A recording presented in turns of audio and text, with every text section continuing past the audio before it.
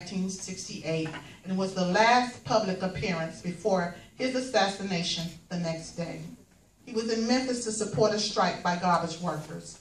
To many, King's speech seemed prophetic in that it predicted his own death and the continued civil rights struggle without him. Ladies and gentlemen, excerpts from that speech. Martin Luther King, Jr.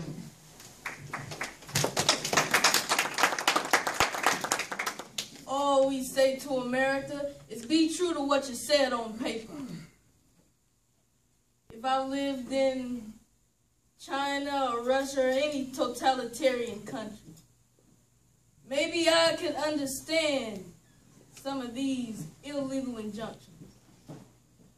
Maybe I can understand the denial of certain basic First Amendment privileges because they haven't committed themselves to that over there. But somewhere I read of the freedom of assembly. Somewhere I read of the freedom of speech. Somewhere I read of the freedom of press. Somewhere I read that the greatness of America is the right to protest far right. So just as I say, we aren't going to let any dogs or water hoses turn us around.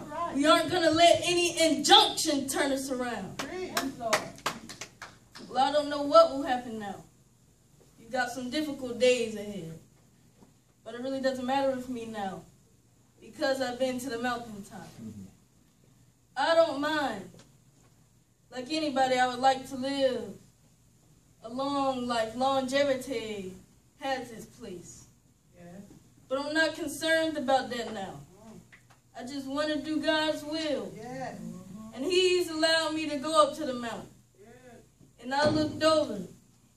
And I've seen the promised land. I may not get there with you.